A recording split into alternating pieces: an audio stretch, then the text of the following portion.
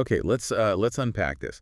I want you to take a second right now and just look around the room you're in. Like, really look at it. Yeah, take an inventory of what's actually in there with you. Exactly, because if you're in a modern home or, an office, you're probably surrounded by things that are quietly humming away, things that are connected to a vast global network. And we don't even notice them anymore. Right.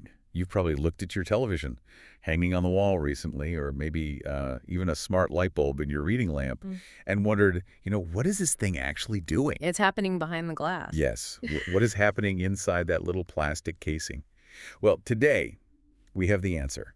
And I'm going to warn you right up front. It requires a complete paradigm shift in how you view the physical objects in your life. It really does. It's a fundamental change. Because today we are diving deep into a fascinating set of notes. They're titled Day 22 Smart TV and IoT Security. And right at the top of these notes, there is a golden rule. The foundational principle for this entire deep dive. All right, it's translated directly from the source material, and it basically says, Smart device ko bhi password chahiye, which means even smart devices must have strong passwords. It sounds incredibly basic, doesn't it? It sounds almost too basic. Yeah. But as we're going to see today, failing to understand the sheer depth of that rule is exactly how modern networks are compromised. Yeah, I mean, it sounds basic until you realize what we are actually dealing with here. The landscape of what we define as the internet has fundamentally shifted over the last decade. Oh, massively. For a very long time, the internet was a destination. Right. It was contained within a big beige tower under your desk, or a laptop on your coffee table, or maybe a phone in your pocket. You had to intentionally go to it. Exactly, you went to it. But the notes we are dissecting today highlight a reality that I think most people haven't fully internalized yet. The internet is no longer just on your designated computing devices. It's everywhere. It is physically embedded in your drywall. It is inside your kitchen appliances. It's in the ceilings and the security fixtures. And that shift brings a massive, highly complex wave of security implications. Because everything is connected. Right. When everything is a node on a network, everything is a potential point of failure. And the stakes here aren't just about someone, playing a prank and turning off your kitchen lights from down the street. Which would be annoying, but yeah, that's not the real threat. Not at all. The sources are explicitly warning us about severe, persistent threats.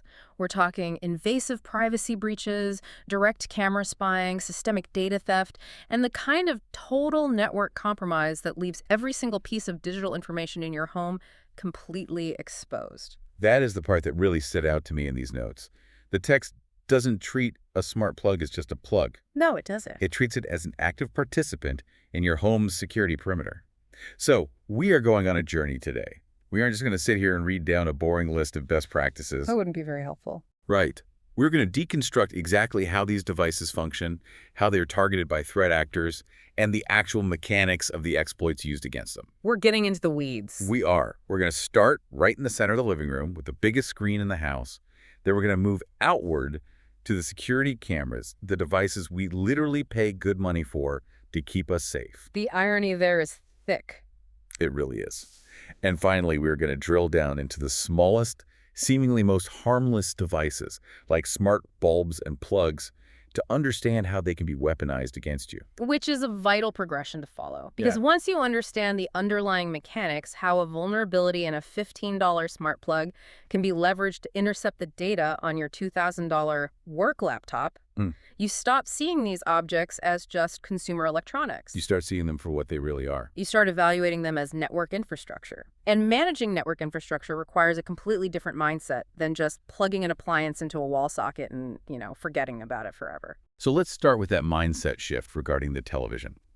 The notes are very pointed about defining what a smart TV actually is. They lay it all out. They do.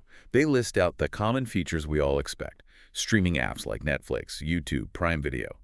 But they also highlight the inclusion of web browsers, built-in voice assistants, screen mirroring capabilities from our phones, and the architecture required to install and manage third-party applications. Right. And then the source material hits us with a quote that basically serves as the foundation for this entire first segment. It explicitly states that a smart TV is, quote, basically a computer inside a TV. And that is the crucial psychological hurdle the notes are trying to help us clear right off the bat. What's fascinating here is the blind spot created by the form factor. The form factor. Yeah, we have a deeply ingrained, multi-generational relationship with the concept of a television. For decades, a TD was a dumb receiver. It pulled an analog signal out of the air or a cable, displayed it on a cathode ray tube, and that was the entire scope of its functionality. You hit power and you turn the dial. Exactly. And even though the modern flat screen hanging on your wall today is infinitely more complex, it still occupies the exact same physical and cultural space as that old wooden box from the 1970s. Because it looks like an appliance. Because it looks like an appliance, we inherently treat it like one. Which is wild when you think about it, because I'm looking at my laptop right now on the desk. I have endpoint protection software on it. I have a complex alphanumeric login password. I'm highly suspicious of any weird email attachment. And I physically close the lid when I'm done working just to cover the webcam. You treat it with respect? I treat it like a liability that needs managing. But the TV, I just point a remote at it from the couch and hit power. I literally never think about its security posture. And that is exactly how threat actors want you to behave. The form factor tricks our threat perception. But internally, underneath that sleek plastic bezel, that smart TV is running a complex operating system. Like what kind? It's often a variant of Linux or proprietary systems like WebOS or Tizen. It has a multi-core processor. It has local flash storage. It handles complex cryptographic handshakes to stream DRM-protected 4K video. And critically, it maintains a constant high bandwidth connection to your local network and the wider internet. It is a computer. It is a highly capable computer. And because it possesses all of that computational power, if it is not secured with the exact same rigor as your laptop, it becomes a massive, glowing target for hackers. Okay, so the notes actually break down exactly how these systems are targeted. They list 4 specific vulnerabilities for smart TVs. And I want to go through these meticulously because the mechanics are pretty eye-opening. Let's do it. The first vulnerability listed in the text is weak Wi-Fi security. The source material states that if your home Wi-Fi password is weak, hackers who are on the same network can scan for and compromise devices like the TV. Yes. And the specific outcomes they list for this are remote control hijacking, data sniffing, and full device takeover. Now, I want to play devil's advocate for a second here. Go ahead. If someone cracks my weak Wi-Fi password, isn't the TV sort of the least of my worries? I mean, they're on my network. Why focus on the TV in this context? That's a great question. The answer is that the TV is often the path of least resistance. How so? Let's look at the mechanics of what actually happens when a local network is breached. If an attacker, and this could be someone physically in proximity to your home, like someone sitting in a car outside, or an apartment neighbor, if they manage to brute force a weak WPA2 password, they are now inside your cryptographic perimeter. They're in the house, digitally speaking. They are on the local area network, the LAN. From there, the very first thing they will do is run a network scan. They are looking for open ports and vulnerable services. Now, your laptop might be heavily locked down with software firewalls dropping all incoming requests. Right. But the smart TV, it is designed to be highly discoverable on the local network. It has to be, so that your phone can easily cast a YouTube video to it. It is actively broadcasting its presence to the entire network. It's essentially shouting, hey, here I am. I accept incoming connections. Please send me data. Precisely. And that leads directly to the first outcome the notes mention, which is remote control hijacking. Okay, what does that look like? Well, since the TV is designed to accept commands over the network from legitimate remote control apps on your phone, an attacker on the same network can just mimic those API calls. They can control the volume, change inputs, or power cycle the device. Which honestly just sounds like a nuisance, like a younger sibling playing a prank. It does sound like a nuisance, but it's important because it establishes that unauthorized command execution is possible. You've lost control of the endpoint. But the second point, data sniffing, that is where the real damage occurs. Right, data sniffing. Let's get into the weeds on this. If an attacker is on my network, how are they sniffing data from the TV?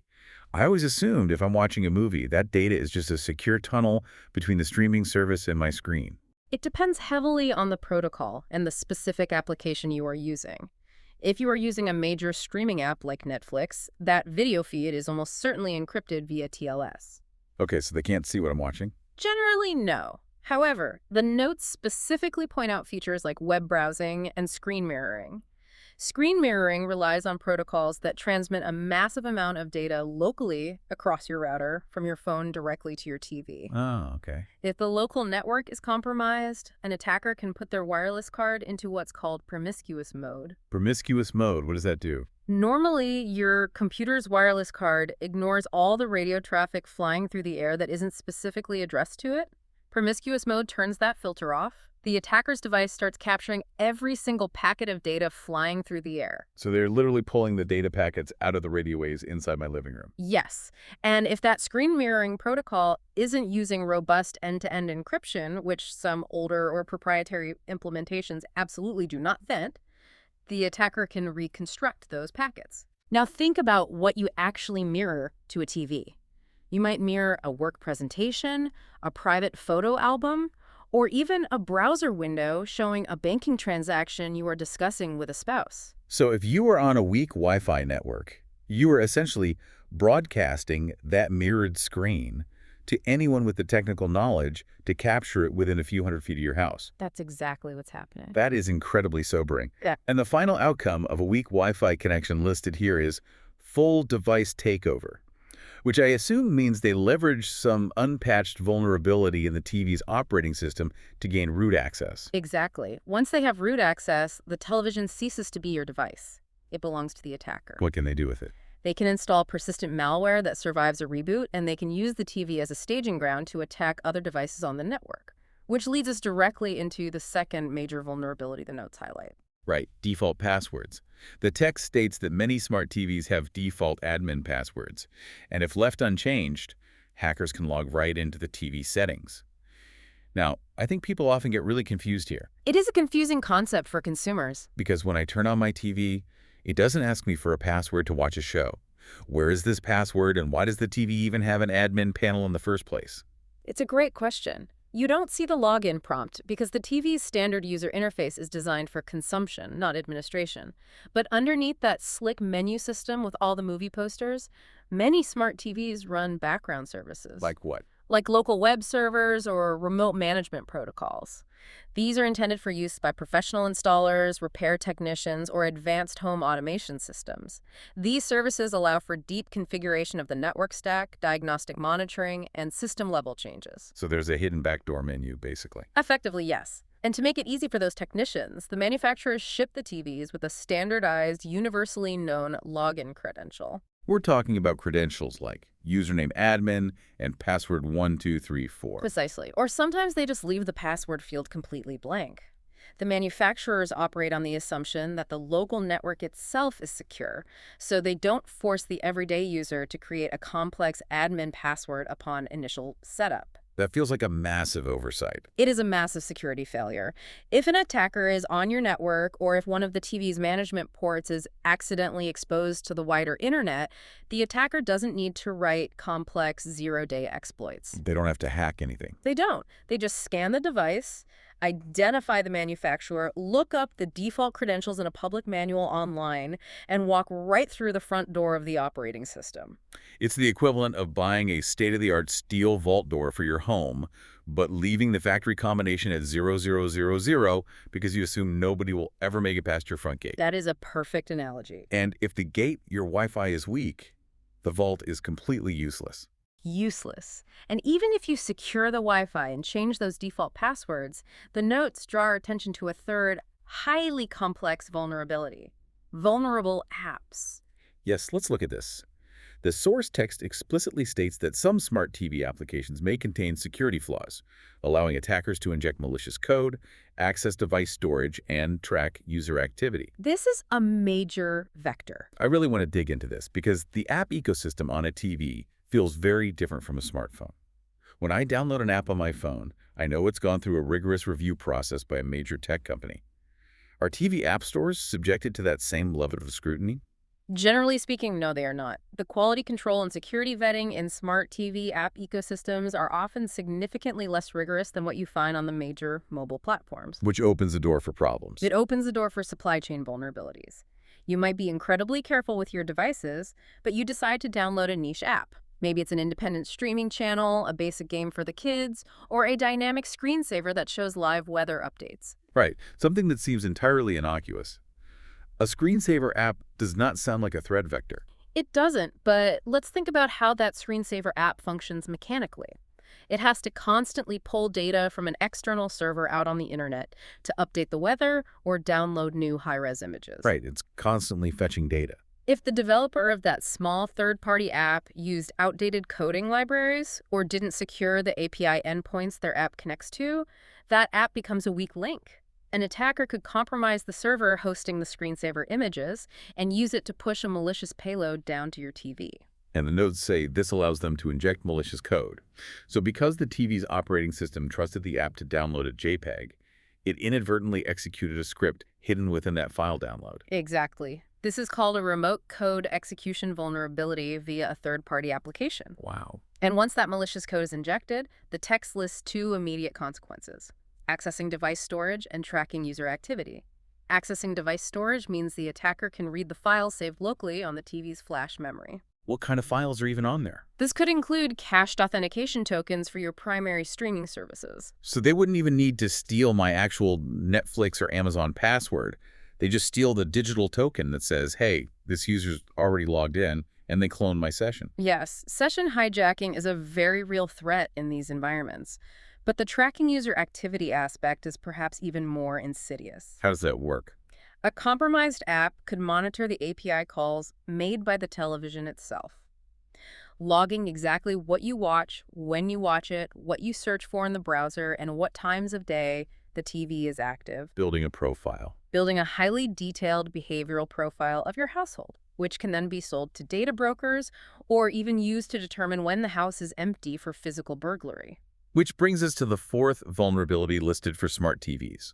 And this is the one that always makes the mainstream headlines. The visceral threat: camera and microphone access. The one that truly terrifies people. Right.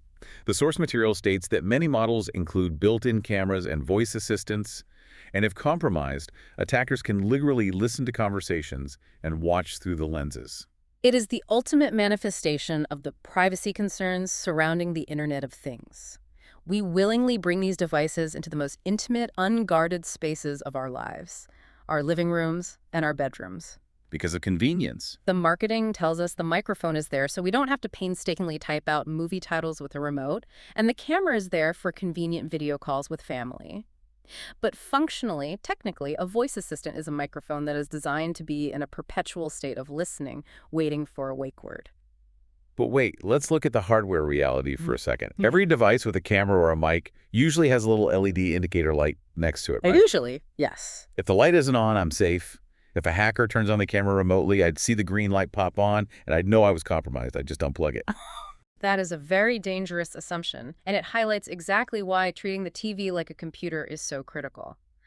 On a hardware level, the indicator light and the camera sensor are rarely hardwired together on a single, unbreakable circuit. They aren't. No. In almost all modern consumer electronics, the indicator light is controlled by the operating system software. Oh, no. So it's literally just a line of code saying, if camera is active, turn on LED. Precisely. And if an attacker has leveraged a vulnerable app or a weak password to gain root access administrative control over the operating system, they control the software. So they can rewrite the rules. They can simply rewrite that instruction. They can send a command that activates the camera sensor while simultaneously instructing the LED controller to remain dark. That is terrifying. You would have absolutely no visual indication that the camera in the corner of your living room is broadcasting a live, high-definition feed of your family to an external server somewhere across the globe. That completely shatters the illusion of safety in our own homes. The notes say, listen to conversations, watch through cameras. It's incredibly direct. If you are compromised, you are under surveillance. Yeah. Full stop. Full stop. So how do we mitigate this? The text provides a list of specific defense strategies for the smart TV. It says to change default passwords, update the firmware regularly, disable the camera and microphone if not needed, use secure WPA2 or WPA3 Wi-Fi, install apps only from official stores, and turn off unused features. It's a very solid, comprehensive checklist for establishing a baseline of security. We've discussed the passwords and the Wi-Fi, but let's really talk about the firmware updates. Why are they so Yeah, critical? that is firmware, exactly. Firmware is essentially the permanent software programmed into the read-only memory of the TV. It contains the core operating system and the hardware drivers. When security researchers or malicious actors discover a vulnerability like a flaw that allows that remote code execution via a screensaver app we discussed earlier, the manufacturer has to write a patch to fix the code. That patch is delivered to your television via a firmware update. So if I ignore that little pop-up on my screen that says update available because I just want to watch my show right now, I am actively choosing to leave a known, documented vulnerability open on my network. That is exactly what you are doing. You are operating a device with a publicly known flaw. An attacker doesn't even have to work hard at that point. They just use automated tools to scan the internet for devices running the old, vulnerable firmware version, and they deploy a prepackaged exploit. The notes also heavily emphasize disabling unused features. Disable camera/mic if not needed, turn off unused features. This seems to be pointing toward a philosophy of minimizing your digital footprint. In cybersecurity, we call this reducing the attack surface. Reducing the attack surface, okay. Every single piece of software, every open port, every hardware feature is a potential entry point. If you never use the television to make Skype calls, there is absolutely zero reason for the operating system to have access to the camera driver. Dig into the settings and disable it at the software level. Just turn it off. Turn it off. If you prefer using a physical remote over shouting commands at a voice assistant, turn off the microphone feature. You are systematically closing doors that an attacker might try to open. It's intentional friction. You are choosing a tiny bit less convenience for a massive upgrade in privacy. Exactly. Okay, so we've extensively covered the device we stare at in our living rooms. Now, I want to pivot to a section of the notes that is deeply ironic. We are moving to the devices that are explicitly designed to stare at us and protect our physical property.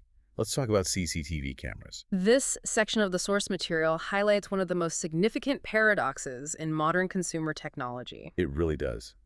The notes start by defining CCTV closed-circuit television as being used for surveillance and security monitoring in homes, offices, shops, streets, and parking areas. The standard definition. But then it immediately provides the crucial technological context that changes everything. It states that modern CCTV systems are IP cameras. They connect to the internet. And that definition, Internet Protocol cameras, is where the entire concept of a closed circuit breaks down entirely. Because it's not closed anymore. Not at all. Historically, CCTV was literally a closed loop. You had an analog camera wired directly via a thick coaxial cable to a VHS recorder or a localized DVR sitting in a locked utility closet somewhere. Right. The only way to view the footage was to physically be in that room and look at that specific monitor. The system was completely physically isolated from the outside world. But the notes highlight that because modern cameras are IP-based, they are on the global network. And they drop a massive bombshell here. They say CCTV cameras are one of the most hacked IoT devices in the world. It's a staggering reality. Think about that. The very devices you purchase, install, and rely on to give you peace of mind and secure your home are statistically the most vulnerable digital endpoints in your environment. How did we get here? We got here because of the consumer demand for extreme convenience. People no longer want to review footage on a dusty monitor in a back room. They want it on their phone. They want to be sitting in their office downtown, pull out their smartphone, open an app, and instantly see a live, high-definition feed of their front porch. To facilitate that seamless remote viewing, the camera cannot be a closed circuit. It must be accessible from the public-facing internet. It has to have an open door. And that absolute necessity for constant external accessibility is exactly what creates the vulnerability, especially when it is combined with consumer-grade networking equipment and really poor setup practices. The text details exactly how these cameras are compromised, breaking it down into 4 common exploitation methods. And the first one brings us right back to our golden rule: default credentials. Here we go again. The notes state, quote, "Many cameras come with default login. If the owner doesn't change this, anyone can access the camera," end quote. The consequences listed are visceral. Attackers can watch live footage, control camera movement, and record video. It's the exact same vulnerability as the Smart TV admin panels we just discussed, but the stakes are significantly higher.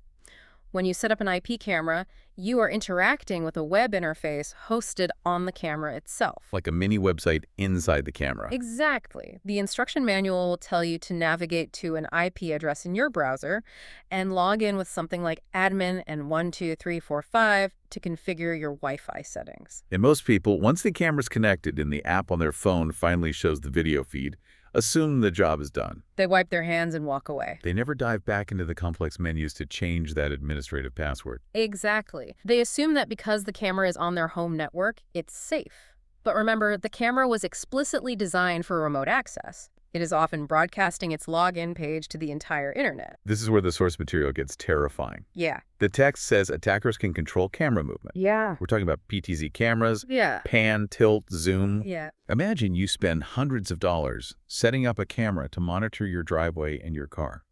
You leave the default password. A hacker logs in from thousands of miles away. Not only are they watching your house, but they have administrative control. Oh, they drive the camera. They can remotely pan the camera away from your car, Yeah. point it at a blank wall, or tilt it up to the sky so you have absolutely no coverage of your property while they rob you. Or worse, they can manipulate the camera's mechanical functions to map out the interior of your home through a window. And the text notes they can record video. They aren't just looking around, they are archiving your daily routines. Learning your schedule. They know exactly what time you leave for work, when the kids get home from school, and when the house is completely empty. It is a total compromise of physical security, facilitated entirely by a digital vulnerability. But the crucial question is, how does a hacker sitting in another country even know your specific camera exists on the internet? I mean, it's not like my house is a high-value target. No one is specifically trying to hack my driveway camera. And that brings us to the second vulnerability listed in the notes: open internet ports. The text says, quote, "Some cameras expose ports. If these are open on the internet, attackers can find them using scanning tools." Let's break down the mechanics of this because it answers your question. Yeah, what exactly is a port in this context? Let's use a network routing analogy. Think of your home's public IP address, the address assigned to your router by your internet service provider, as the main switchboard for a large office building. Okay, switchboard. When data arrives at the switchboard from the internet, it needs to know which specific extension to ring. Ports are those extensions. They are standardized numbers that direct specific types of network traffic to specific applications or devices behind your router. For example, standard web traffic usually goes to port 80 or 443. Email might use port 25. Okay, so when my IP camera wants to send video to my phone app while I'm at work, Yeah. it needs its own specific extension, its own port, to be open on the router so the data can flow out and commands can flow in. Precisely. And this is where a protocol called UPnP, Universal Plug and Play, becomes incredibly dangerous. UPnP, I've seen that in my router settings. Historically, opening a port required a user to log into their router, navigate to complex firewall settings, and manually create a rule that said, allow traffic on port 554 to go to the IP camera. It was difficult, and users complained. So they automated it.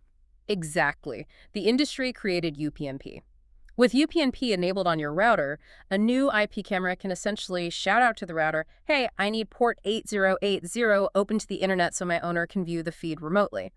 And the router, without asking you for permission, automatically punches a hole in your firewall and opens that port. So the camera bypassed my firewall automatically for the sake of convenience. Yes, the port is now wide open to the public internet, and the text mentions scanning tools.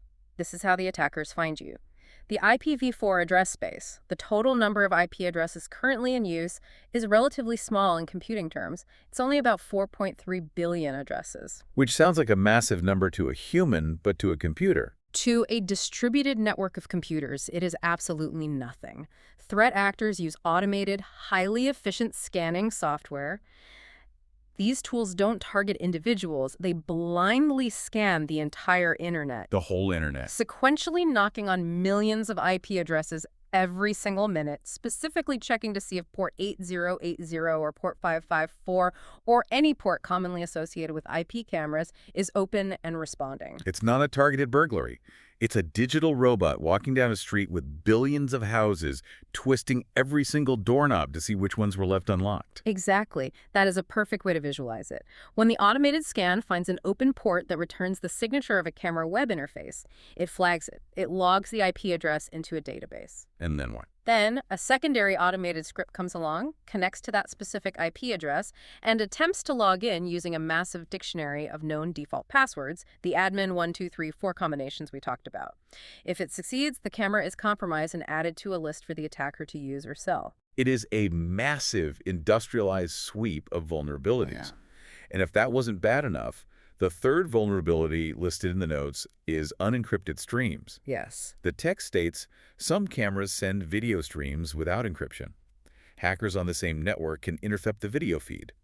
This echoes what we discussed with the Smart TV data sniffing, but applied to live security footage. It operates on the exact same principle, but the protocol is different.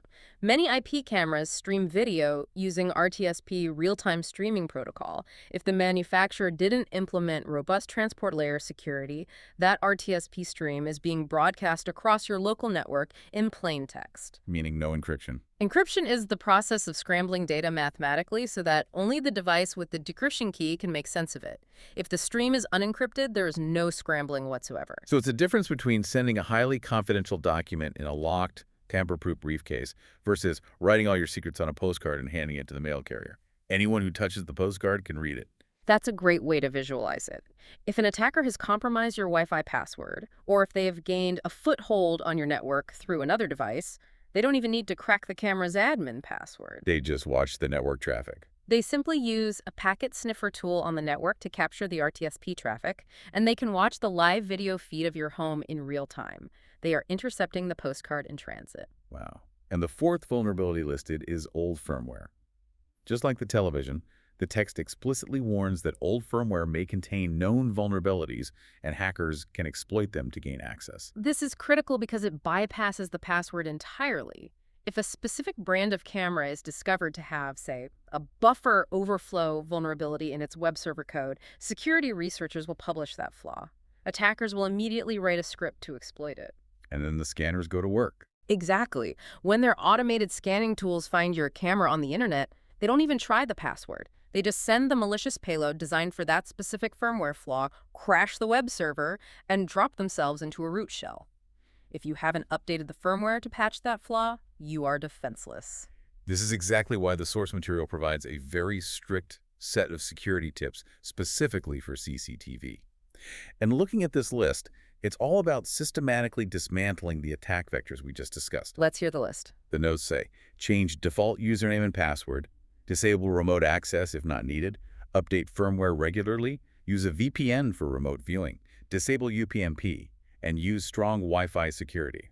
Let's focus on the structural changes here. Disable UPnP. The source is explicitly instructing you to go into your router's administrative settings and turn off universal plug-and-play. Taking away the router's ability to open doors. You are revoking the ability of your devices to automatically punch holes in your firewall. It means you might have to spend an extra 10 minutes reading a manual to manually forward a port if you absolutely need remote access. But you are eliminating the risk of a device exposing itself to the internet without your knowledge. It's a massive increase in security for a minor loss of convenience. But the recommendation that really stands out to me is use VPN for remote viewing, combined with disable remote access if not needed. If I buy an IP camera, but I only wanted to record to a hard drive in my house, I should completely sever its connection to the outside internet. Absolutely. If you don't like to check the camera from work, block its MC address at the router from accessing the wide area network. It becomes a true closed circuit again. But if you do need remote access, the notes state a VPN is the way to go. So instead of opening a port directly to the camera, how does the VPN change the architecture? A VPN, or virtual private network, running on your home router or a dedicated server like a Raspberry Pi, acts as a secure, heavily encrypted tunnel. You don't open a port for the camera. You open a single, highly secure, authenticated port for the VPN server. Okay, so a single entry point. Right. When you are at work and want to see your camera, you don't connect to the camera directly. You open the VPN app on your phone, authenticate with complex cryptographic keys, and establish a secure tunnel into your home network. Once connected to the VPN, your phone is functionally acting as if it is sitting on your couch on the local Wi-Fi. From inside that secure perimeter, you then access the camera's local IP address. You completely hide the camera from the public internet. The automated scanning tools looking for camera ports will only see a locked-down VPN server, and they will just move on. It's brilliant. It makes you invisible. It really is. So we've covered the screens we watch and the cameras that watch us. Now we're going to transition into the third section of our deep dive, which I think is the most conceptually fascinating part of the notes. The broader IoT landscape. Yes. We are moving beyond the obvious electronics and looking at the Trojan horse in the socket. We are going to explore the broader world of home device hacking. This is where the true scale of the vulnerability problem really reveals itself. The source text gives us a list of what it defines as smart home devices, and the scope is staggering. Let's look at the list provided in the notes. It explicitly names smart lights, smart door locks, smart speakers, smart thermostats, smart plugs, smart refrigerators, and smart alarms, and then it delivers a foundational sentence. All these devices connect to the internet. We need to pause and really conceptualize what a smart plug is. You buy a small piece of plastic, plug it into an outlet, and plug a standard dumb lamp into it. You do this simply so you can use an app to turn the lamp on and off without getting out of bed. Right, it's just a switch. But to achieve that simple binary action on or off, that smart plug contains a microchip. It has a tiny processor, a minimal operating system, a Wi-Fi radio, and a network stack. It connects to your router, acquires an IP address, and communicates with cloud servers. It is, by every technical definition, a computer. And because it is a computer connected to the internet, it is vulnerable.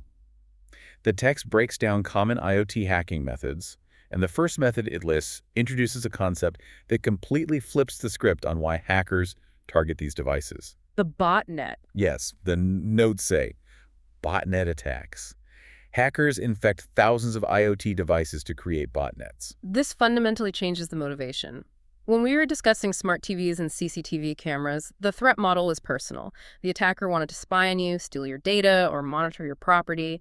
But with the botnet attack, the attacker does not care about you as an individual. They don't care about my lamp. They don't care what temperature your smart thermostat is set to, and they don't care when your smart plug turns on the coffee maker. So what are they after? Why hack the plug? They are after the aggregate computing power and the network bandwidth of the device itself. They want the microchip and the internet connection. The notes give a specific, terrifying historical example to illustrate this. The text reads, one famous attack was Mirai botnet, which used hacked IoT devices to launch massive internet attacks.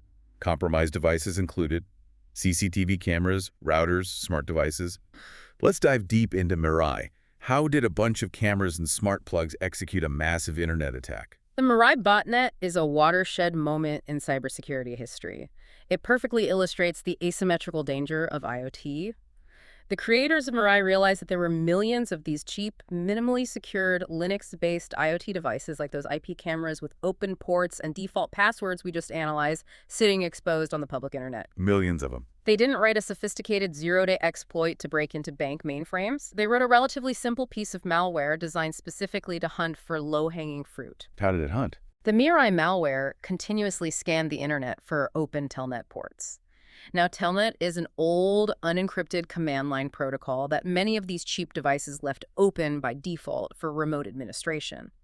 When it found an open telnet port on a camera or a router, the malware attempted to log in. Did it guess the passwords? It didn't use complex cracking algorithms. It literally carried a hard-coded dictionary of 61 extremely common default usernames and passwords.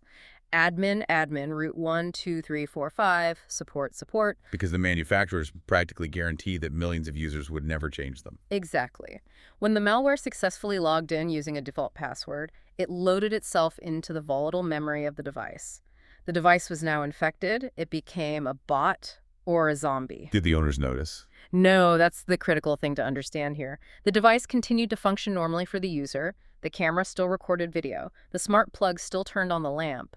The user had absolutely no idea that their device had been compromised. But secretly, it was now communicating with a command and control server run by the hackers waiting for instructions.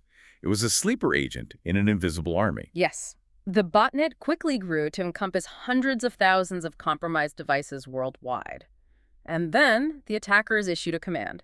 They instructed every single camera, router, and smart bulb in the botnet to simultaneously send a massive flood of garbage network traffic to specific A targets. DDoS attack. Yes, a distributed denial of service attack. They weaponized the traffic. Precisely. They aimed this massive distributed fire hose of data at major internet infrastructure providers, companies like DIN, which managed the DNS, the domain name system for huge portions of the web.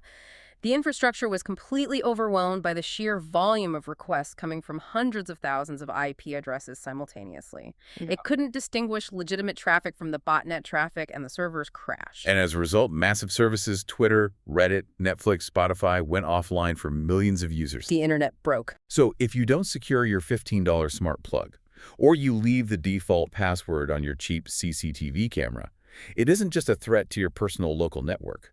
By failing to secure that endpoint, you are actively allowing your hardware to be conscripted into global cyber warfare. Your living room appliances are participating in attacks that take down critical internet infrastructure. It drastically highlights the concept of collective responsibility in network security. The internet ecosystem is only as robust as its weakest nodes, and currently those weakest nodes are consumer IoT devices. The notes then move to the second hacking method, weak passwords. It reiterates that most IoT attacks succeed because of weak passwords like 123456 or password. But it adds a specific consequence here that is crucial for the rest of our discussion. He says, once inside the network, attackers can explore other devices. Exploring the network, yes. We will come back to that idea of exploring in a moment because it is the core of the entire issue. But first, let's look at the third method the notes highlight, insecure mobile apps. This is a vector that often gets overlooked because we tend to focus strictly on the hardware. Right. The text states, smart devices are controlled using mobile apps. If the app has vulnerabilities, attackers can control devices, steal user data, access cameras. We touched on apps with the Smart TV, but think about this in the context of the IoT list the notes provided. We are talking about smart door locks and smart alarms. When you install a smart door lock, you are replacing a physical mechanical security barrier with a digital one. You control that lock via a mobile application on your smartphone. When you tap the unlock button on the screen, your phone doesn't usually talk directly to the lock over a local radio frequency. Wait, it doesn't? I thought it was Bluetooth or something local. Sometimes, but usually the app sends a command over the internet to the manufacturer's cloud server. The cloud server authenticates the command and then sends a signal back down to your home router, which passes it to the smart lock via Wi-Fi, instructing the motor to retract the deadbolt. That is a long, complex chain of communication over the open internet just to open a door. And every link in that chain must be flawlessly secure. If the mobile app itself has vulnerabilities, perhaps the developers failed to properly encrypt the authentication token stored on your phone, or the app communicates with the cloud server over an unencrypted HTTP connection instead of secure HTTPS, an attacker can exploit that. How? If they intercept the unencrypted command or steal the authentication token from your phone, they don't need to physically pick your lock. They don't need a crowbar. They simply replay the digital unlock command to the server, and the door opens for them. The physical security of your home is entirely dependent on the coding competence of an app developer you will never meet. If the app is insecure, the deadbolt is practically useless. Which brings us to the fourth hacking method in the notes, and this is the concept that really ties everything we've talked about together into one massive, terrifying picture. Network exploitation. This answers the fundamental question that always arises when discussing IoT security. Why would a highly sophisticated, financially motivated threat actor dedicate time, computing resources, and bandwidth to hacking a smart light bulb? They can't see anything through a bulb. They can't hear conversations. The only physical action they can take is turning the LED on and off. Economically, why bother? And the source material gives us the explicit, chilling answer. It states, if one IoT device is compromised, attackers may move inside the network. Example, chain attack. It's called lateral movement. And in the concluding section, it reiterates this point forcefully. Yeah. Even a small device like a smart bulb can become an entry point for attackers. Lateral movement. If you take away only one technical concept from these notes, it must be lateral movement. This is the holy grail of modern network intrusion. When an attacker hacks a smart bulb, perhaps by exploiting that old firmware or the default credentials we discussed, they are not hacking it because they care about the illumination of your room. They don't care about the light. They are hacking it to gain a strategic foothold on the local area network that the bulb is connected to. Okay, I want to map this out clearly. Let's walk through a hypothetical chain attack, relying strictly on the technical mechanics and device types provided in our source notes. Let's build a scenario. A user decides they want to automate their morning routine. They buy a cheap, off-brand smart plug from an unknown vendor online so they can turn on their coffee maker from their phone. A very common, realistic scenario. Because it's a cheap, unsupported brand, the manufacturer never issues firmware updates. The device ships with a known vulnerability in its network stack, and it utilizes UPnP to automatically open a port on the user's router to allow remote access via the manufacturer's poorly coded app. The user plugs it in, connects it to their home Wi-Fi, which happens to be a strong WPA3 network, so they feel secure, but they leave the default password on the plug itself because the setup app never forced them to change it. Now, an attacker's automated scanning tool sweeps the internet. It finds the open port created by the UPnP protocol. The automated script checks the port, identifies the signature of the cheap smart plug's web server, and drops a payload exploiting the old firmware vulnerability, or simply logs in using the default credentials. The attacker has now compromised the tiny Linux computer inside the smart plug. But the attacker doesn't want to make coffee. What happens next? Now the attacker executes lateral movement.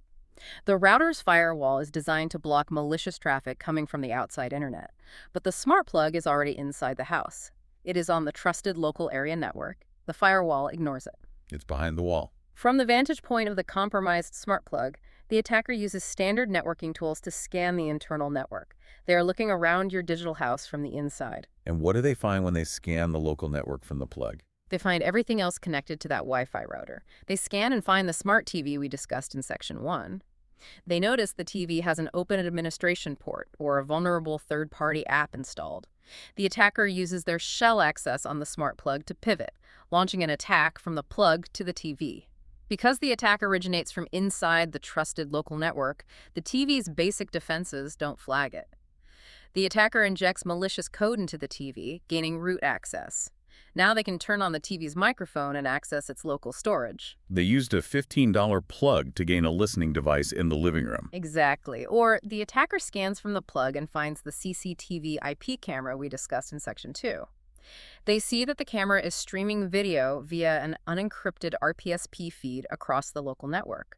Because the attacker controls a device on that same network, the plug, they simply run a packet capture utility on the plug to intercept the unencrypted video stream. They funnel that intercepted video data back out through the plug's internet connection to their own server. They're watching your unencrypted security cameras by routing the feed through your coffee maker. Yes. Or perhaps they scan the network and find your personal laptop or a network-attached storage drive where you keep your text documents and family photos. If that laptop has an unpatched operating system vulnerability or an open, passwordless file share designed for local network convenience, the attacker pivots from the plug, accesses the hard drive, and exfiltrates the data or drops ransomware to encrypt all your files. The source text says it perfectly. Even a small device like a smart bulb can become an entry point for attackers. The smart plug wasn't the target. It was the Trojan horse. It was the seemingly harmless, forgotten device that allowed the attacker to completely bypass the router's main firewall. It opened the door. Once inside, the lateral movement allowed them to compromise the high-value targets. This completely shifts the paradigm. It means you can't just secure the important devices. You have to secure every single node. Which brings us precisely to the final section of our analysis, building the fortress. Because the notes don't just outline the apocalypse, they provide the blueprint for defense. We need to take all the security best practices scattered across the TV, CCTV, and IoT sections of the text and synthesize them into a comprehensive strategy for the listener. And this all circles back to the true meaning of the golden rule. Smart device ko bhi password chahiye. The notes define this explicitly at the very end. The meaning is, every smart device must have strong passwords, secure network, updated firmware. It's a three-legged stool. If any one of those fails, the security collapses. Let's break down the defense strategy logically into categories, starting with the first line of defense, passwords and hardware choices. The password aspect is non-negotiable. The text repeatedly emphasizes changing default passwords for TVs, CCTVs, and general IoT devices immediately upon installation. This stops the Mirai-style automated dictionary attacks cold. If a botnet script tries admin and it fails, it usually just moves on to the next vulnerable IP address. It's the digital equivalent of locking your car doors. It deters the opportunistic thieves. But the hardware choice is something we need to explore deeper. Under the IoT protection steps, the notes explicitly instruct, buy devices from trusted brands. We just walked through the hypothetical attack on the cheap off-brand plug. Why does the brand on the box matter so fundamentally for network security? It comes down to the economics of software development and the life cycle of the device. Cybersecurity is not a static state. It is a constant arms race. New vulnerabilities are discovered daily in operating systems, network protocols, and coding libraries. To keep a device secure, a manufacturer must maintain a dedicated team of security engineers who monitor these threats, write patches for their devices, and push those patches out as firmware updates. And paying engineers costs money. Exactly. If you buy a smart bulb from an unknown brand on a marketplace for $5, the profit margin on that device is pennies. That company simply does not have the financial resources to employ a security team. They buy a generic, pre-packaged microchip with stock firmware, slap a plastic shell around it, and ship it. When a massive vulnerability is discovered in that stock firmware 6 months later, that company will never release a patch. They've already made their pennies. You are permanently stuck with a compromised device on your network. So the instruction to buy from trusted brands isn't about paying for a fancy logo. It is about paying for the ongoing, invisible service of firmware maintenance. Precisely. A trusted brand with a reputation to protect will invest in security infrastructure. They will issue the firmware updates that the notes constantly remind us to install. Paying a premium for a reputable brand is essentially paying a subscription fee for the right to patch known vulnerabilities. That makes perfect sense. Okay, the second category of defense synthesized from the notes is network segmentation. And this is the strategy that provides the absolute best defense against the lateral movement chain attack we just outlined. Under the IoT protection steps, the text explicitly mandates separate IoT network, guest network. How does utilizing a guest network fundamentally alter the architecture of a home network? This is the most powerful, professional-grade defense strategy in the entire document, and yet it is accessible to almost anyone with a modern router. To understand why it works, we have to look at how a router handles internal traffic. On a standard single flat network, which is how 99% of home networks are configured by default, every device can talk to every other device. The smart plug can ping the laptop, the TV can ping the camera. The router acts as a simple switch, freely passing data packets between any local IP addresses. Which is what makes the lateral movement possible in the first place. Exactly. But almost all modern routers have a feature called a guest network. Originally, this was designed so you could give visiting friends a separate Wi-Fi password to access the internet without letting them see your shared folders or network printers. But the notes are telling us to co-opt this feature for our smart devices. Yes. When you enable a guest network, the router utilizes a technology called VLANs, or Virtual Local Area Networks. It essentially slices your physical router into two logically isolated invisible networks. It assigns a completely different subnet, a different range of IP addresses to the guest network. Most importantly, the router's internal firewall enforces strict rules that explicitly deny any data packets attempting to cross from the guest subnet to the primary subnet. They are on the same physical hardware, but they exist in parallel, completely isolated digital universes. Exactly. So you put your smart fridge, your smart bulbs, your smart plugs, and your smart TVs on the guest network. You keep your work laptop, your personal smartphone, your NAS drive, and your financial data strictly on your primary network. So let's look at our chain attack scenario again. But this time, the user followed the source material's advice and used network segmentation. The attacker's automated tool finds the cheap smart plug with old firmware. It drops the payload and compromises the plug. The attacker gains shell access. They are inside the plug. What happens when they attempt lateral movement? When the attacker runs their network scan from the compromised plug, they only see the other devices that exist within the isolated guest network subnet. They might see the smart fridge, they might see another smart bulb, but when they try to scan for high-value targets, when they try to reach the IP address of your work laptop or your network storage drive, the router's firewall intercepts the packets and drops them. The routing tables explicitly forbid traffic from the guest VLAN from communicating with the primary VLAN. Get a brick wall. It is an impenetrable digital bulkhead.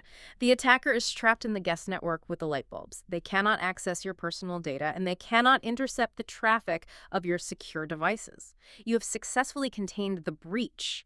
The lateral movement chain attack is stopped dead in its tracks. It is an incredibly elegant and robust solution. Separate the network, contain the threat.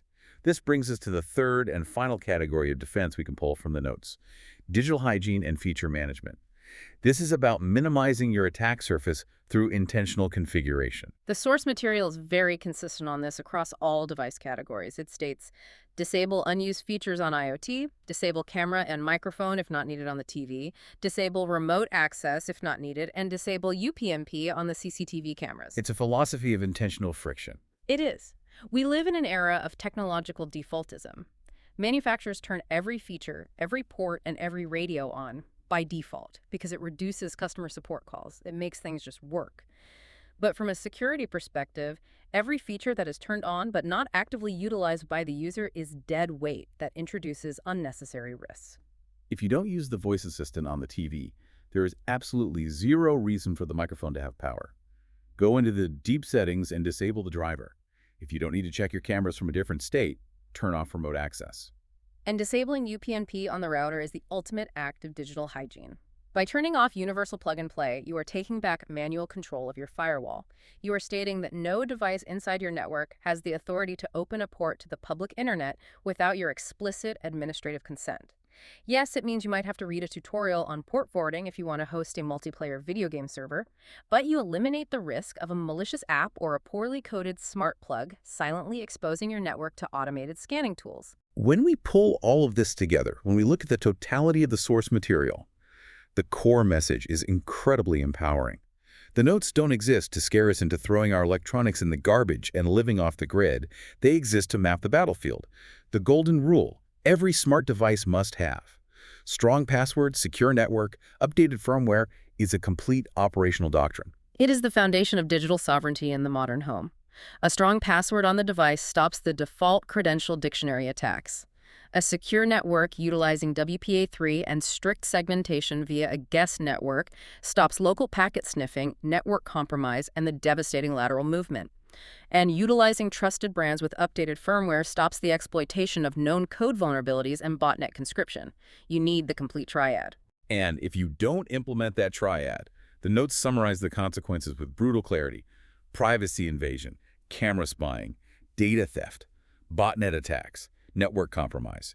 But by deeply understanding the mechanics of these threats, as we have done today, you completely alter your relationship with technology. You aren't a passive consumer anymore. You know why default passwords are an architectural failure. You know how UPnP punches holes in firewalls. You know why a $5 smart plug can be the doorway to a ransomware attack via lateral movement. You are equipped to manage your digital footprint like a network administrator. And that transition from consumer to administrator is no longer optional. It is mandatory. We have covered a massive amount of technical ground today. We deconstructed the reality that the television is a powerful Linux computer susceptible to local data sniffing and root compromise that can turn a seemingly benign screensaver app into a surveillance tool. We analyzed the bitter irony of CCTV cameras being the most heavily targeted devices on the internet, and detailed how automated scanning tools leverage UPnP and default credentials to hijack unencrypted video streams. We looked at the sheer, terrifying scale of botnets like Mirai, where millions of unsecured appliances are weaponized to take down the backbone of the internet. And most importantly, we broke down the mechanics of lateral movement, proving that the threat isn't the smart bulb itself, but the access the smart bulb grants to the rest of the network. And we built the fortress to defend against it all. We established the necessity of trusted brands for firmware life cycles, and we detailed the implementation of VLAN segmentation through guest networks to build an impenetrable wall between vulnerable IoT appliances and critical personal data. It fundamentally alters how you perceive the environment you live in. You stop seeing a living room and you start seeing a complex, interconnected local area network. Which brings us to the end of our deep dive. But before we sign off, I know you usually have a final thought and extrapolation based strictly on the implications of the source material. I do. And it stems directly from the concept of lateral movement we spent so much time discussing today. The sources heavily emphasize that a compromised, seemingly trivial device like a smart plug or light fixture can become the entry point to an entire network. We have established, technically and practically, that the internet is no longer contained. It is in our walls, it is in our appliances, it is baked into the infrastructure of our homes. The physical and the digital are entirely merged. Exactly. So if every single physical object we purchase for our homes moving forward is destined to become a node on a local area network, we have to ask a profound question about the future of security. Does our traditional physical idea of a safe home fundamentally change? For centuries, human beings have defined the security of their private space by physical barriers. We use heavy deadbolts, steel doors, and reinforced window locks to keep intruders out.